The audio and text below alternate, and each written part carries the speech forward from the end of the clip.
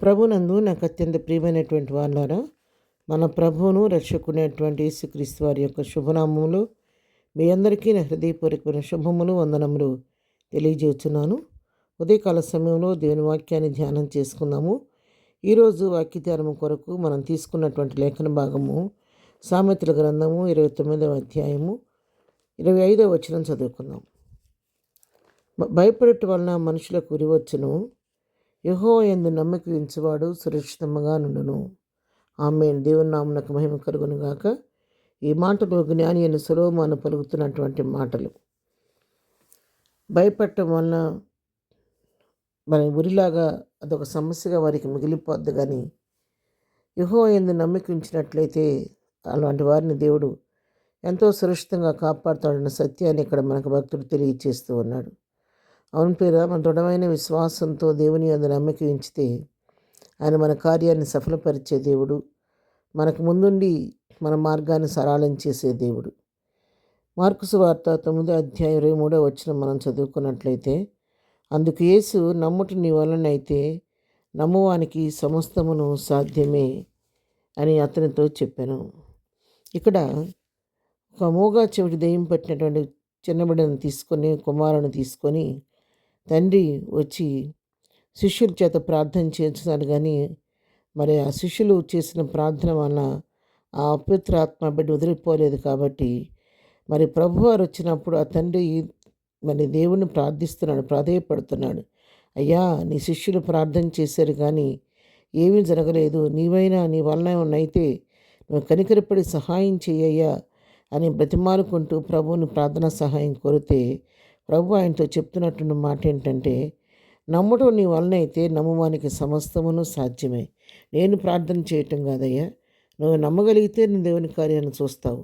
నువ్వు నమ్మిక మాత్రం ఉంచు, నమ్మిక మాత్రం ఉంచితే నువ్వు నమ్మినట్లయితే దేవుని కార్యాన్ని చూస్తావని చెప్తే, ఆ చిన్నవాని తండ్రి ఒక శ్రేష్టమైన మాట అక్కడ మాట్లాడతాడు.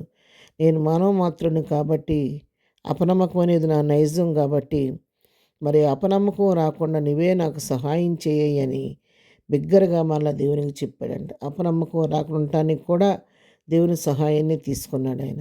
ఆ విధంగా ప్రభు దగ్గర సహాయం తీసుకున్నప్పుడు, నమ్మిక ఉంచి ప్రభువును ప్రాధేయపడినప్పుడు, ప్రభు ప్రార్థించి గద్దించినప్పుడు ఆ అపవిత్రాత్మ అతను వదిలిపోయినట్టుగా మనం చూస్తూ ఉన్నాం. అవును, దేవుని కార్యాలు బహు ఆశ్చర్యకరంగా ఉంటాయి. కొన్నిసార్లు దేవుడు మన విశ్వాసాన్ని పరీక్షించడానికి కూడా కొన్ని పరిస్థితులను మన జీవితంలో అనుమతిస్తూ ఉంటాడు. యోహాను సువార్తలో కూడా 11వ అధ్యాయం మనం గమనిస్తే, మరి మార్తా మరియల యొక్క సహోదరుడు లాజరు చనిపోయినప్పుడు 4 దినాల తర్వాత ప్రభువారు అక్కడికి వచ్చినప్పుడు మరి ఆ సహోదరులు ఇద్దరు కూడా ఎంతగానో ఏడ్చారు. నువ్వు ఇక్కడ ఉన్నట్లయితే మా తమ్ముడు బ్రతికేవాడు, చనిపోయేవాడు కాదని చెప్పని మరి ఆ విధంగా వాళ్ళు ఎంతో వాపోతున్నారు.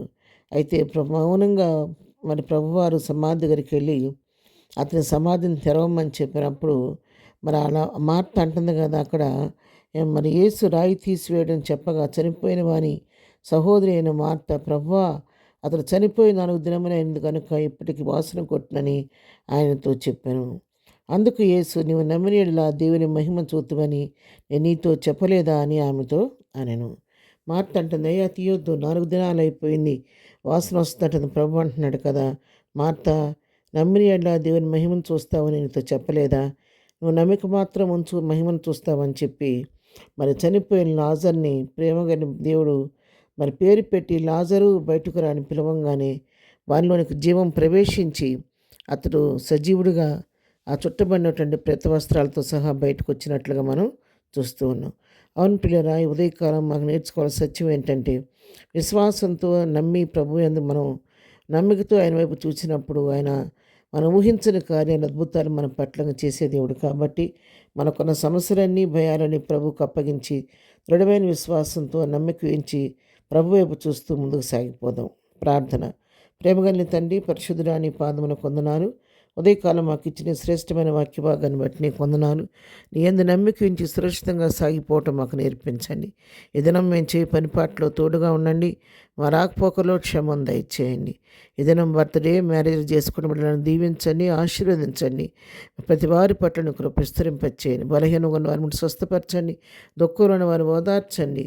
అనారోగ్యాలతో ఉన్న వారిని బాగు చేయండి నాయన. ఎవరి సమస్తను విడిపించి ప్రతి వారి పట్ల కృప విస్తరింపచేయమని యేసునామములో ప్రార్థించి అడిగి పొందుకొని ఉన్నాము తండ్రి. ఆమేన్. ప్రభు కృప సదాకాలం మనందరికీ తోడేయండి నడిపించునుగాక. ఆమేన్.